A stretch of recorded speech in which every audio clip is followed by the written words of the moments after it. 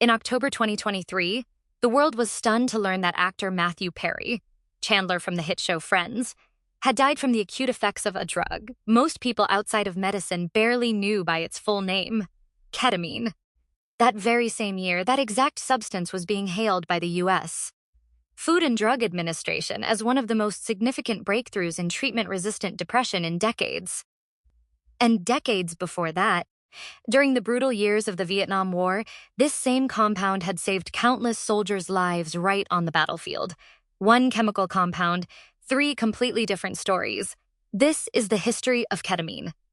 The story begins in 1959 at the pharmaceutical company Parke-Davis, which had already put a related compound called phencyclidine, or PCP, on the market a few years earlier under the brand name Cernal, hoping it would become a breakthrough human anesthetic.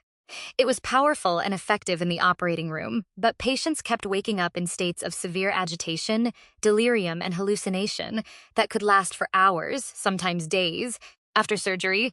Side effects serious enough that Parke-Davis would eventually pull Cernal from human use entirely by 1965. Even before that withdrawal, the company already knew it needed something better and tasked its chemists with finding a safer successor. That successor arrived in 1962, when chemist Calvin Stevens synthesized a new compound in the same chemical family as PCP, known as an aryl cyclohexylamine, and gave it the internal codename CI581. Early animal testing suggested it produced effects similar to PCP's anesthesia, but wore off dramatically faster and seemed to leave far less severe psychological aftermath. Parke-Davis chemists would later rename the compound ketamine, a name drawn directly from two features of its own chemical structure, a ketone group and an amine group. In 1964, the first human trials were conducted under the direction of Dr. Edward Domino at the University of Michigan, with roughly 20 test subjects that included prisoners at Jackson Prison, a medical ethics practice that would certainly not be approved by today's standards. One young female volunteer, receiving the drug for a minor procedure, described a strange sensation of no longer feeling her arms or legs at all, as though her body had simply ceased to exist while her mind stayed calmly awake and aware. Domino was struck by how completely disconnected his patients seemed from their own bodies and surroundings, even while remaining conscious and able to answer questions.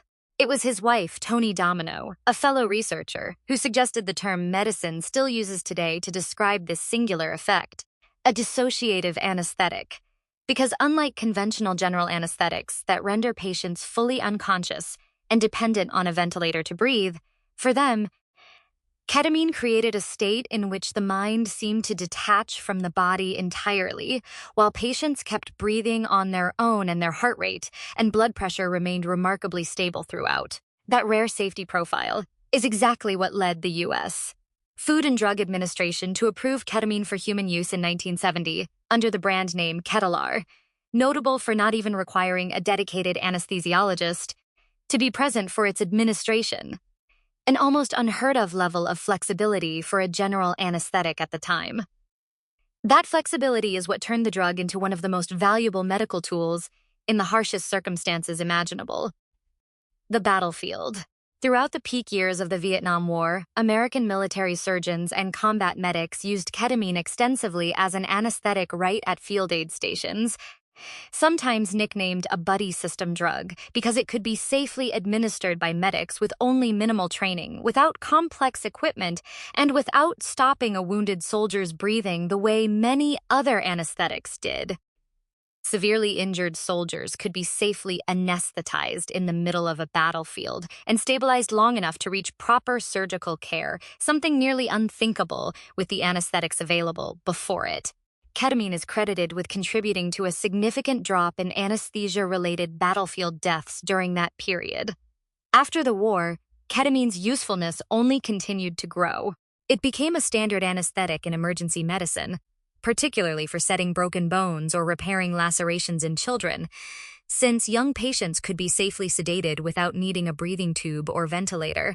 It became a cornerstone of disaster medicine and mass casualty response, prized in low-resource settings and developing countries precisely because it required so little specialized equipment or training to use safely.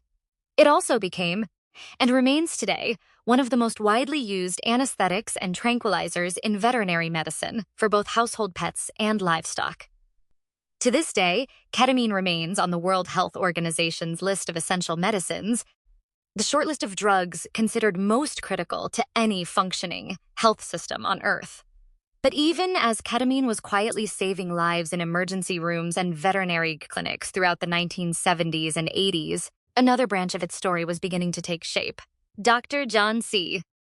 Lilly, a physician and researcher already well known for inventing the sensory isolation flotation tank and for his controversial work on interspecies communication with dolphins, began self-experimenting with large doses of ketamine, sometimes daily, and wrote extensively about experiences he described as nearly out-of-body, almost mystical, encounters with what he called higher intelligences. Lilly's books and lectures spread through the psychedelic-adjacent counterculture circles of the era, planting the seeds for an entirely different way of using ketamine than the one it had been approved for. By the 1990s, those seeds had blossomed into a full-blown global cultural phenomenon. Ketamine became one of the most popular drugs at raves and electronic music clubs, known by the street name Special K, diverted in part from veterinary clinics and hospital supplies. At low doses, users described a light, gently dissociative floating sensation. At high doses, they slipped into what became known as a K-hole, an intense state of dissociation that left users almost entirely disconnected from their body and surroundings for tens of minutes at a time. The abuse problem grew severe enough in some places, particularly Hong Kong and parts of Southeast Asia, that ketamine became one of the most commonly abused drugs among young people in the region by the early 2000s.